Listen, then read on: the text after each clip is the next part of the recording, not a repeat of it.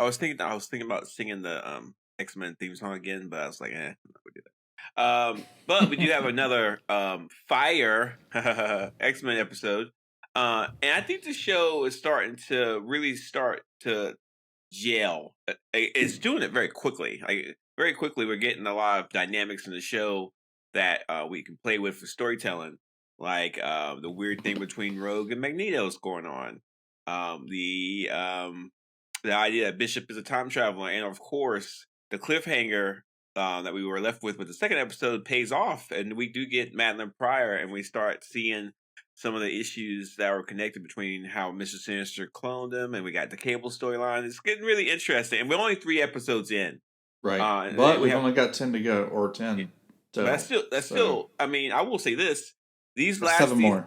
These 3 episodes have been better than most of a lot of the Marvel stuff. Like if Secret Invasion had this energy, imagine how enjoyable it would have been. You know? Right? Yeah. I do think that they set that bar so high that any kind of bad episode or weak episode is going to be jarring. So we got to keep our mind on that. But True. Yeah. Mm-hmm. So far so good. I really liked it. How about you? It's really good. It's doing great. I can't put my finger on why this is so much better than the original, though.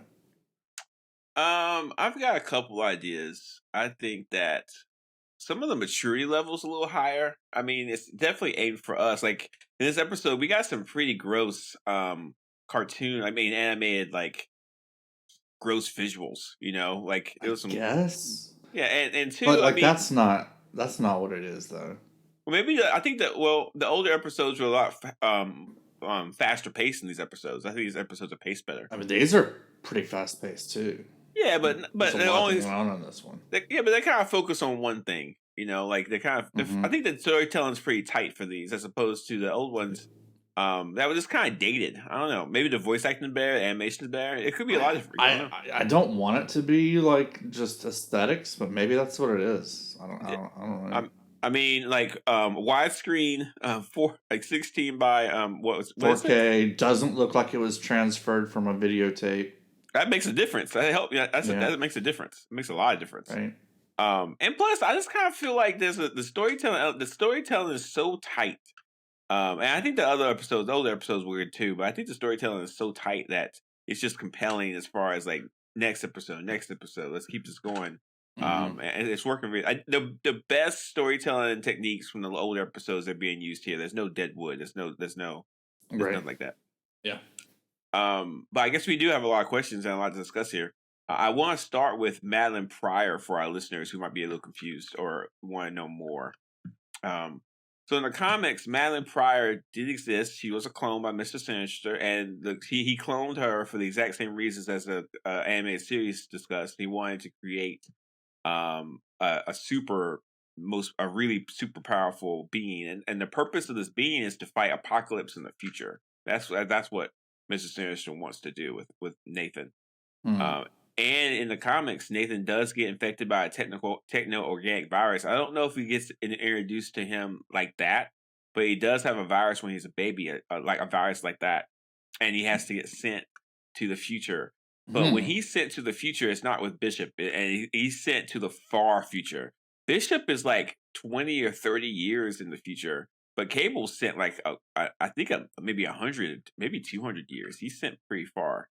I like that they streamlined it. I think it's smart for them to streamline it.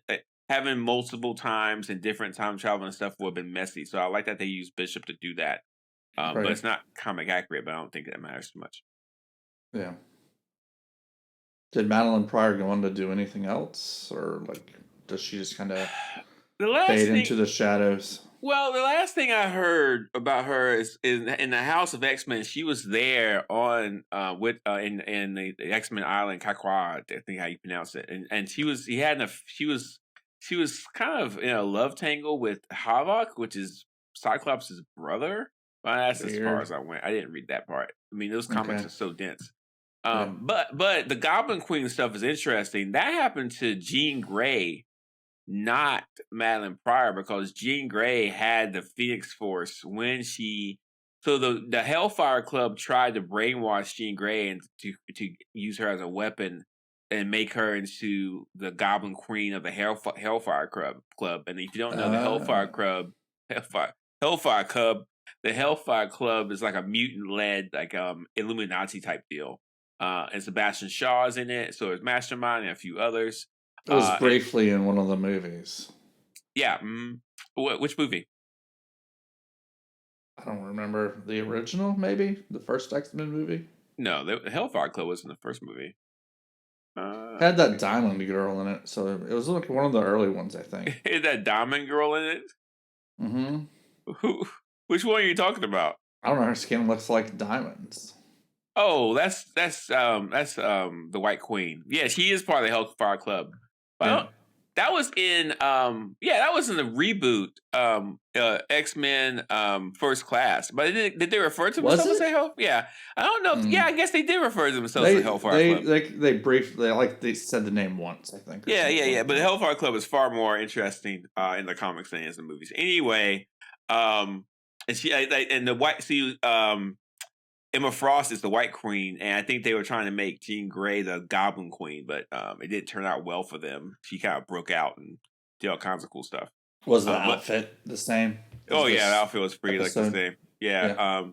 And like so they're taking some pretty all the people complaining about the lack of sex appeal in this cartoon. Who's complaining about that? You haven't seen that? Oh, apparently it's all over the internet. Listen, the internet is more and more this nasty, gross wasteland that doesn't do anything. So, like, I don't really need to go in there and figure out what's happening. But I guess cartoons are supposed to have a sex appeal. Like, what are you talking about? Yeah, you got Rogue making out with Gambit and Magneto left and right. What do you want? And like, this should not be masturbation fuel for you. There's other avenues. I know that some states are starting to lock down hard on the pornography, but come on, like you shouldn't get upset if the X-Men 97 doesn't turn you on. I'm just saying that right now. There's other things to do. Like, it's kind of weird. A lot of people were complaining that Rogue's outfit isn't as form-fitting. Oh, man. Yeah, remember the days when you could, like, get, like, nice little, all excited over the like, why do you care about that so much, you know? I don't. Me? It doesn't make any sense. No, I don't know. Why Not you. I'm just saying people in general. Like, why? I have no clue. I mean, comics in general have a thing about women's anatomies, especially the comics in the 90s where they were, you know, all the women were voluptuous, to say the least. Mm-hmm. I guess, like, well, I think that if you're a young man sitting in your mom's basement and like having to order McDonald's because you can't make your own food, and I think that you just want some kind of sexy thing to look at 24 hours a day. I guess that's what it is. I don't know. I think that's very unhealthy. Like, that's a weird critique. Like, the X-Men 97 cartoon, animated series is not sexual to me. These women are not sexualized enough. Anyway, this episode just shut those guys up. I mean, Bishop has huge arms. Maybe it's sexualized for women and not men. Oh, how the turns tables, you know? But Madelyne Pryor didn't look sexual. Goblin Queen the outfit was very... Was it? Yeah. I wasn't even paying attention to that, Mike, because I'm not weird. The outfit was very... Anyway, there's also some other cool... It was along those lines. Yeah. So, you know, see, the thing is, in the comics, this is a big point. Madelyne Pryor and Cyclops had Nathan. So Madelyne Pryor is Cable's mother. But Jean Grey and Cyclops go into the future in some episodes in a comic and like raise him. So Jean Grey actually becomes his mother just by sheer action. And so it's more nurture for Jean Grey than nature when it comes to his birth. But, you know, it's still one and the same. Interesting factoid. This will probably come up. Cable is actually cloned. I mean, Nathan is cloned in the future. He's cloned, and Cyclops uses his cloned self as a weapon known as Strife. So we might hear about that. Wait. You got to start over. What? In the future, where Cable was sent, he is cloned. He's cloned after he's sent into the future? Yes. Okay. That's it. What about Cyclops? What about Cyclops? I thought you said something about Cyclops, too. No, Cyclops. No, just Cable. Cable gets cloned in the future. Yeah. Mm-hmm. Now, Cable, I was introduced to him in the Deadpool movie. Yes. Which I think they casted very well. Josh Brolin's good Cable. Yeah, he looked like Cable. Yeah. They didn't explain his so if you looked at Cable, do you have a picture of him up? Why don't you get a picture of him up? I can visualize Cable. No, get a picture up. Get a picture of him up. Get a picture. Get a picture of him up. Get a picture. All right, Cable, Deadpool. Man, that's gonna show me comic books. That's fine. Good. I'm glad. Do you see his arm? His metal arm? Yeah, he's got a metal arm. Yeah. Okay, so that it's actually not and a metal eye. He has an eye that lights up. It's actually so. Listen, this is important. That part of his body, the techno-organic virus took over.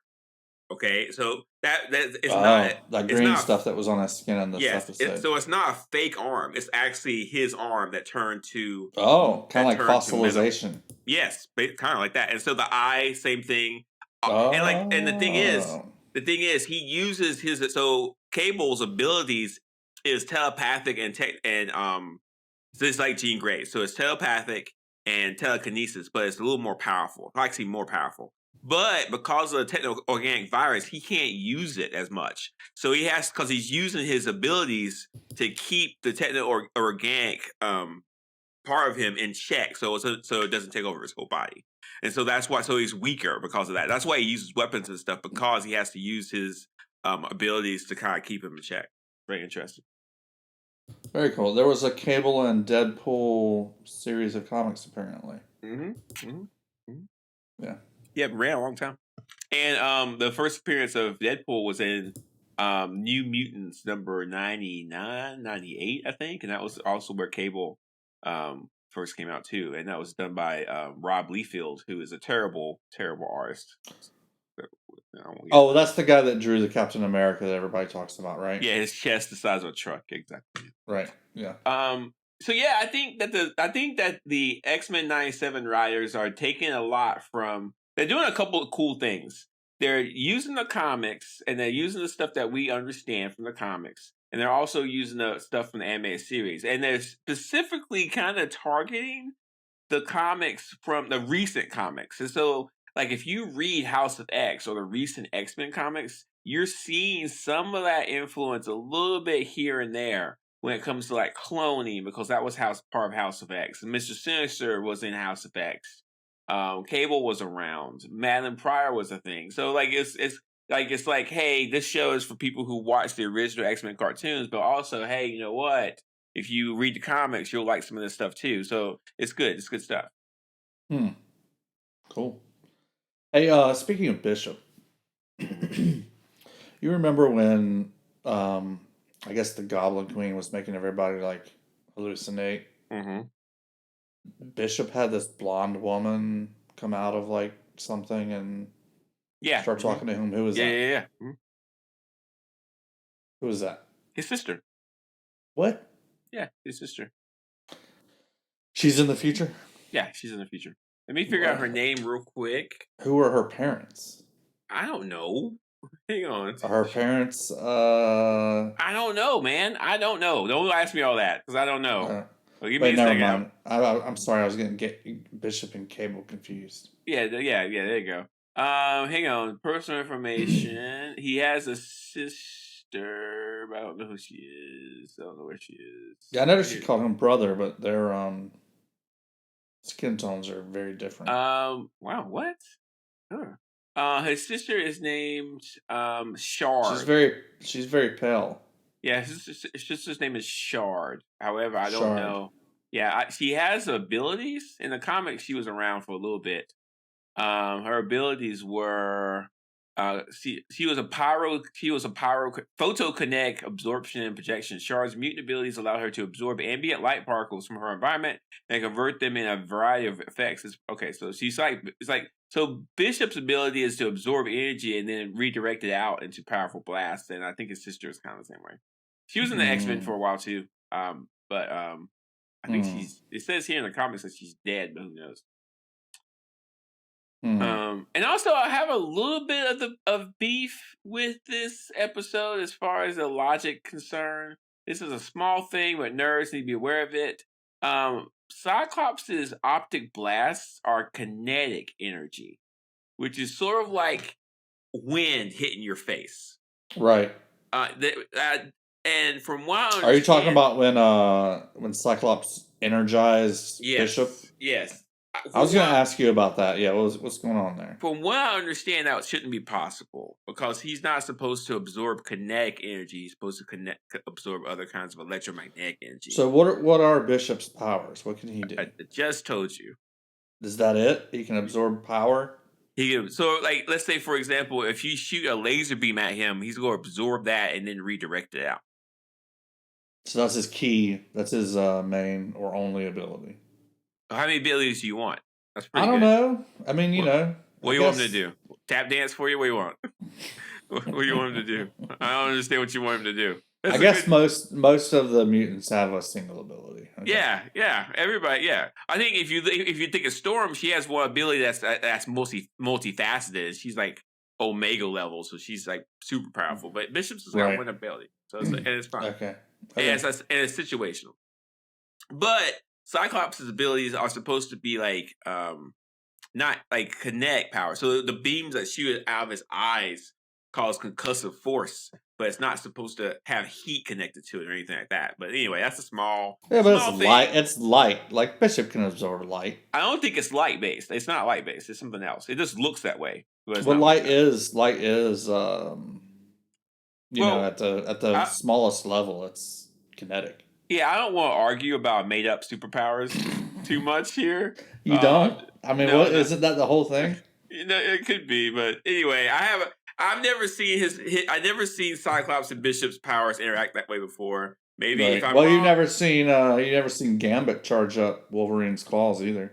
Yeah, and so so you make a really good point. The show is probably going to do other cool things with their powers like this. Like Rogue absorbing the abilities of a doctor so she could have Jean Grey's, Madelyne Pryor's baby. So we've seen a couple of different things like that. I thought that was a little weird, to be honest. How is that weird? Childbirth is not weird. What are you talking about? What's weird about absorbing its knowledge. Yeah, that's what she can do. That's her ability. Well, she can absorb powers. I didn't know she can also absorb knowledge. She can absorb the essence of a being. Oh, that's right. Yeah, because didn't she absorb Marvel or Captain Marvel? Yes. Carol Danvers' abilities sure did. That's why she can fly and has super strength. Okay. If she touches someone for too long, that's what's going to happen. She actually became Captain Marvel or something like that, right? I don't know about that. Let's not start saying crazy things. I don't think she became Captain Marvel. But she fully absorbed Captain Marvel, basically. Yeah, she absorbed a lot of. But the thing is, the reason why the writers of the comics had her do that is because Rogue didn't have a lot of powers. Like being able to absorb people's essence is not a superhero power, but giving Rogue flight and super strength, that's interesting. It's kind of cool though. I think it's cooler. Oh, I love Rogue. I'm on the Rogue train. I think she's awesome. Yeah, Rogue's awesome. I think she's underused 100%. That's cool. I think in the comics her abilities has changed somewhat or quite a bit, but I'm not sure how. The last time I read about her in the X-Men comics, it was a whole thing. It was a lot going on. All right, tell me about Mr. Sinister. What about him? I recognize him. I remember those like tendrils coming off of his suit. Like so what would you call that? That's like really like that's super fringe. You know the jackets people used to wear with all the fringe on it? Mm-hmm. Yeah. Yeah. Mr. Sinister is a weird one for me, man. He's like really old. And he kind of deals with genetic stuff. So Morph tells us he's from the 1800s. Yeah, he constantly wants to use mutants' abilities and genetics to do different things. But from what you don't remember what he did to Morph in the original series, do you? No, I don't. Yeah, I don't either. And from what I gather, Mr. Sinister, some of his powers was given to him by Apocalypse, or he was used by Apocalypse in some way. Mm-hmm. And so now Mr. Sinister is sort of like trying to deal with Apocalypse, or trying to like I think Mr. Sinister wants to create the perfect genetic line. So he's like so it's like if you think of Apocalypse as like Adolf Hitler, then Mr. Sinister is like one of Nazi weird. This like metaphor fell Goebbels or something like that. Yeah, there you go. Very good. Mr. Sinister has done some really bad stuff. So there was a storyline called The Inferno where he got a bunch of really bad mutants and went down to the sewers and killed a ton of Morlocks that lived down there because he thought the Morlocks were inferior, and it was really rough. It was one of the reasons why it's one of the reasons why Angel lost his wings during the Inferno series. So it's pretty crazy. Oh, okay. Mm-hmm. So he's done a lot of crazy stuff. The most important or weird thing that we've seen lately is in the House of X. This is going to be complicated, but I'll try to explain it best I can. In the House of X, Professor X made a deal with Mr. Sinister to help clone dead mutants. So let's say that a mutant dies. Mm-hmm. Professor X has Cerebro constantly sort of like mind reading every mutant. So every like 12 hours, he'll read the minds of a mutant. That's creepy.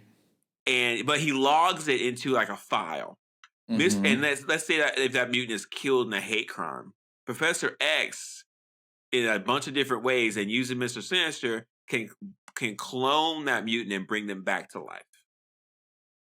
Okay. And that actually happened to a number of mutants in the series. Professor X was murdered and brought back to life. A few other people were too. And so it's like the idea that if you were a mutant, you were basically immortal was a big part. And they actually brought back a lot of mutants that were killed in old storylines through that way too. If you haven't read House of X, and if you're liking what you're seeing with X-Men 97, you pick up House of X. It's really good. I don't like that. That's creepy, dude.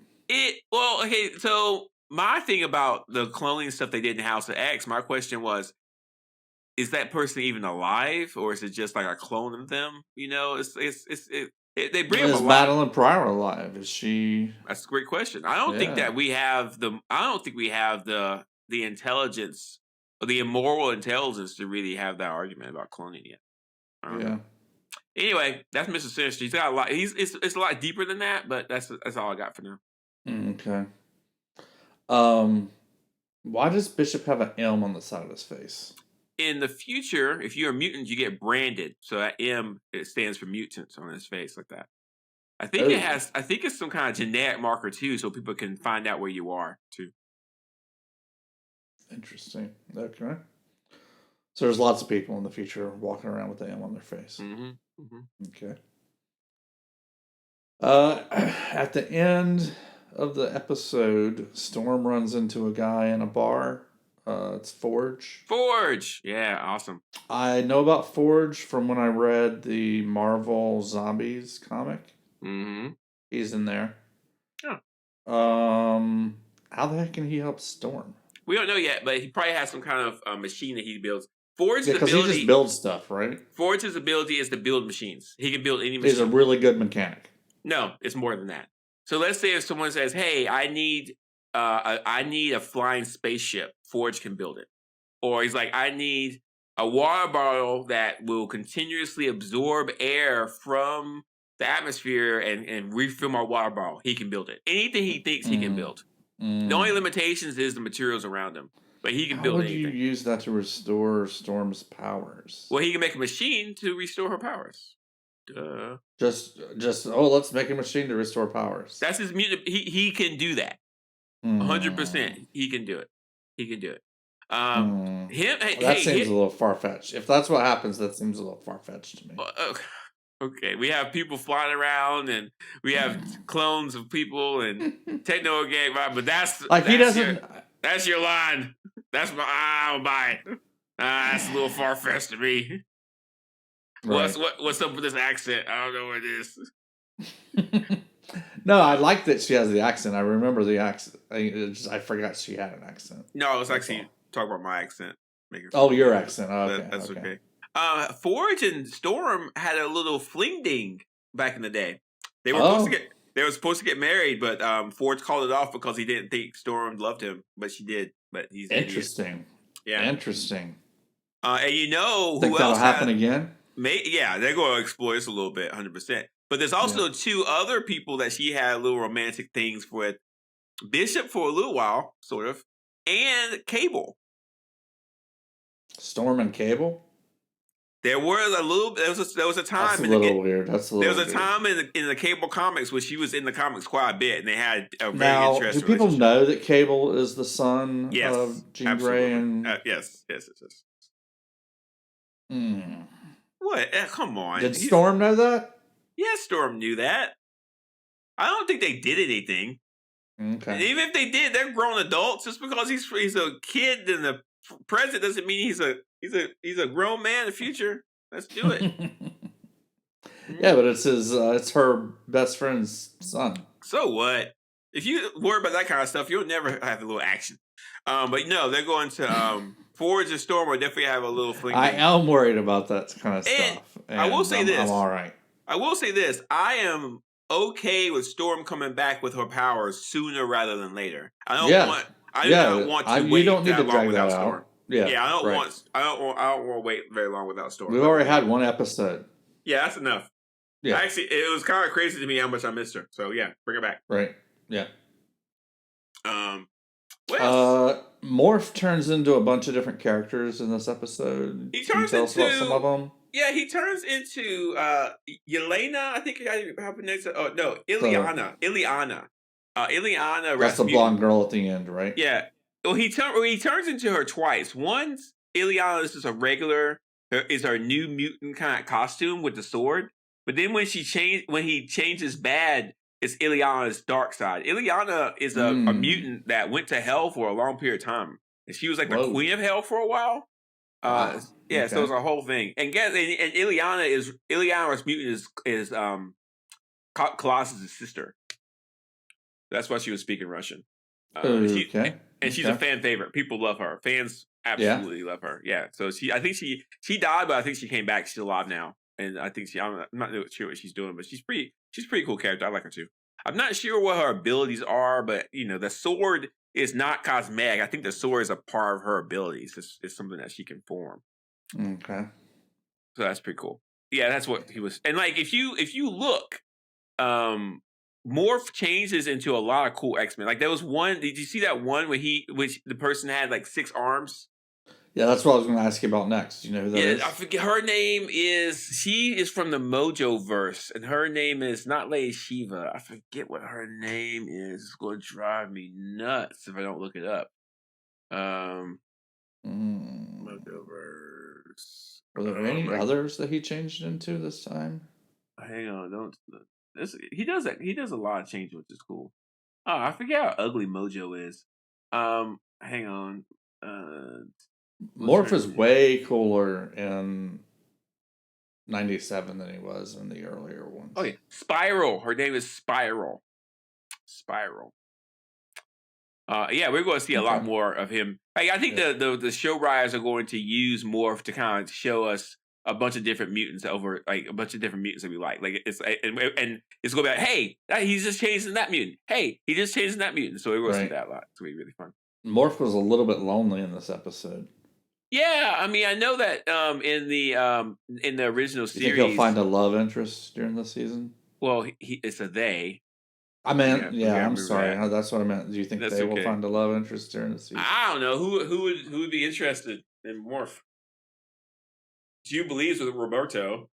Rogue is Roberto's back. Roberto's back. Yeah, that was very ceremonial. He was just showed up. Well, I mean, that's how it would happen, right? Yeah, I guess so. He just show up. Yeah, I don't know who's going to do a little kissy with maybe Wolverine, maybe Logan. Could be. That whole thing, that Wolverine thing and Jean Grey thing is a whole mess, dude. Like, it's like, come on, man. Like, get over it, Logan. She's going to be with Scott. I mean, they have a baby now. Yeah. So, yeah, okay. Let me ask you a question. This is the thing, okay? Okay. At the end of the episode, you had Jean Grey and you had Cyclops kind of sitting there in the bedroom, kind of staring at each other. Here's my question. Was it right for Cyclops to spur Madelyne Pryor when he found out she was a mutant? And is it right for him to embrace the quote-unquote real Jean Grey now? I have some. You mean when he found out she was a clone? I have some serious problems with how he treated Madelyne. I have some serious problems about that. Well, I mean, come on. Like, he loved her then. What's the difference between no, the two? I totally get that. But if you just found out that your wife It's a clone? turns out she's not the age she should be. She's like actually 5 years old. You'd be a little bit The age has nothing to do shocked with and it. standoffish. No, I wouldn't. Well, not her body's age. Her body, like she's only existed for 5 years. Is But that you've what would known put me her. off? But you've known her longer than that. I think the question is, You, if I you knew wouldn't be my a little wife bit. You wouldn't be a little bit like, let's No. So if my wife was cloned 5 years ago, and then my real wife showed up, and she's like, I'm the real Jarvis's wife, and you've been with this clone for 5 years, right. I would. Oh God, what a moral problem! Yeah, dude. I mean, hard.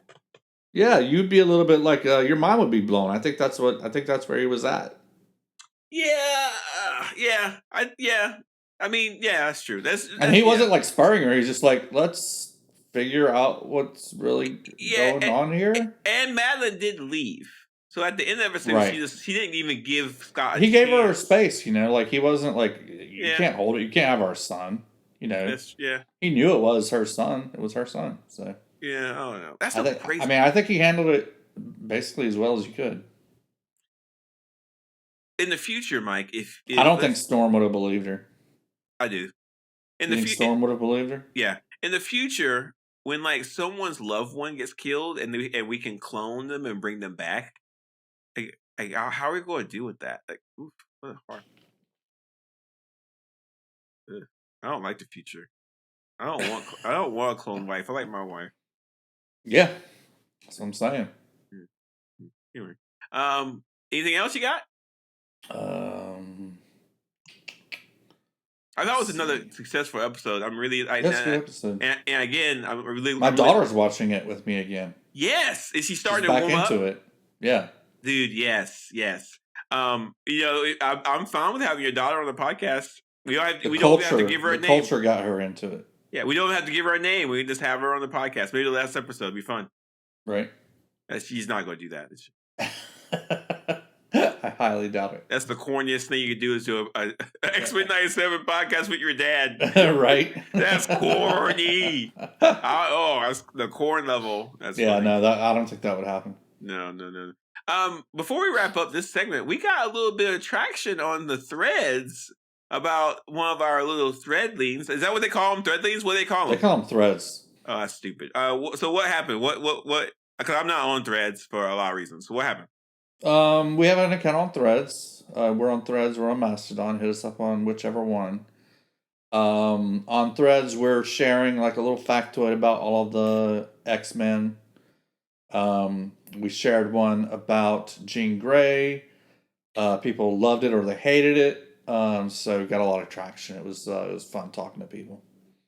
Yeah, and it was about the fact that she doesn't really have an alias. No, she doesn't. And that's a. But everybody wanted to let me know that she has had aliases. She just goes by Jean Grey. That's the thing, though. Yeah, she doesn't have a hard like Cyclops. The alias has been Cyclops since the beginning, but she's been Marvel Girl. She's been. I can't remember what else. Lots of Marvel Girl. Yeah, and she was also called the Phoenix for a while too. And that's the other one. Sorry, I'm not really sure. Did anybody actually call her that? They called her Phoenix when she had the Phoenix Force. Yeah. Okay. All right. But the weird thing is, I don't know why they can't just give her a name and be done with it. I don't know why they did that. I always thought it was interesting that like everybody else in the X-Men has an alias and she just goes by her name. Mm-hmm. But it's kind of neat. Yeah, pretty neat. Jubilee kind of goes by her name. Jubilee goes by her name, no problem. I mean, like it's Jubilation Lee, but Jubilee's kind of her name. Mm-hmm. They could call Jean Grey. They could call her Grey. I don't like that. No, me neither. All right, we're done. All right, so if you're on Threads, interact with us, hang out with us, argue with us. That's fine with us because we're right and you're wrong, and that's just how it is. We got some news you can't abuse. Mike, you ready? I'm ready. All right. First up, Marvel Studios is now referring to the movie as Thunderbolts with an asterisk. But they are filming. There is some. It's in production. We did see Florence Pugh on set in her Yelena outfit, and they're filming it. So that's right. The more and more I think about this, the less and less this is going to be a Thunderbolts movie. And I almost promise you, it's not going to be called Thunderbolts. So I think the asterisk means they're going to change the name. Yes. This is now like Avengers 5. Yes. They've had to change their plans. The multiverse saga isn't going the way they wanted it to, or they originally thought it would. Yes. Thunderbolts isn't going to be a Thunderbolts movie. No. I am over here with my fingers crossed that it becomes a Florence Pugh movie instead of, hey, here's 10 people that some of them you care about and most of them you don't. My guess is they're going to call it the New Avengers or something like that, and it's going to be. Here's the deal, because we've already heard from press releases and stuff that they want the franchise stuff to work, and the Avengers franchise was very helpful, very popular for them, and so it's. I almost guarantee. So you think maybe they're throwing out some of the cast and pulling in like Miss Marvel and Hawkeye and stuff like that? Right here, right now. This movie, whatever they're filming, is going to be called Avengers. It's going to be called that because everybody's going to know what it is and they're going to go see it. Right. So you have a very solid take influenced by business. Mm-hmm. Yeah, if I was a CEO at Disney, right, I would be like, this is stupid. Nobody even knows what Thunderbolts is. I do know what other people think. They know what Avengers is. So we're going to call it the Avengers or New Avengers or Avengers the New Class or Avengers Dark Storm. I don't care what you call it. It better have the word Avengers on it or you're fired. And that's 100% true because they need people to go see this movie. And if it doesn't have a tagline that people recognize, it won't work. I was hoping it was going to become a Black Widow movie. They might call it Black Widow, but again, I mean, I don't know. Here's my take. They want to start kind of fresh, and by calling this an Avengers movie or making this an Avengers movie, they're kind of starting fresh. And so, I like the Avengers take. That's my take. My heart wants it to be a Black Widow movie, but I also like the Avengers take. I mean, to be fair, Mike, this X-Men 97 thing is very successful for them because like X-Men 97, you know what it is. It's not confusing, right? When you think about a lot of the other properties that they've been doing lately, the only reason why it's kind of worked for them is because people have a connection to these characters. But the connection from Iron Man 1 to now has been so long that people are starting to lose the quote-unquote thread of it. So I think that from a Disney standpoint, using like the key names like Thor, Captain America, Avengers, Doctor Strange, the ones that people know and went to the movies to see, that makes more sense to me. And I think it makes more sense for them for a business standpoint. Right. Yeah, absolutely.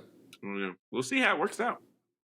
Next up, the Fantastic Four movie will be in a different universe than the main MCU movies. So there it is. I don't know anything more than that. I kind of didn't already. Where's that coming from? A Reddit piece that has a picture of the Hollywood Handle. I mean, it's verified. It's fine. Okay. Actually, I don't think it's verified, but it's verified enough. I believe it. Well, we know it's going to be taking place in a different time period. Like it's in the 60s or something like that. Yeah, I kind of feel like it could be in a universe where it's like 60-ish. So it's like the time is the same for us, but it's like the 1960-ish time. Like I don't know what they're gonna do. But it's smart for them to put the Fantastic Four in a different universe to kind of not have to drag all the old school stuff in with it. Right. That's my thing with it. Were they planning on doing this originally as part of the multiverse saga? Do you know? I have no idea. I don't know. I don't know. I mean, we just found out, we talked about this last week, that they just started having showrunners. So I'm pretty sure that Kevin Feige had some notes in his pocket about, Fantastic Four, I don't know what's going to be. It's going to be part of the multiverse saga. Like he was just making up as it goes. But now they're doing like actual planning and show running, so it's going to be a little different. Mm-hmm. That's the news you can abuse. We'll see how it goes. Yeah. So I'm pretty stoked about next episode for X-Men 97. Storm's back. This will be a Storm-centered thing. Yeah, we'll see it next week. Wednesdays, it comes out on Wednesdays, and we always record on Thursdays, so you can hear our hot fire takes. That's right.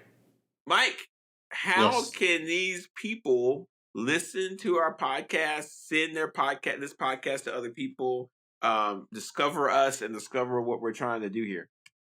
There's a new website called episodes.fm. You can find us there. That'll let you listen to our podcasts any way you listen to podcasts. That's the way to do it. Go to episodes.fm, find us there. Is the link do we have a link at the bottom? Do you have a link in the show notes? We will. Cool. Yeah, so episodes.fm, that's a good way to find us.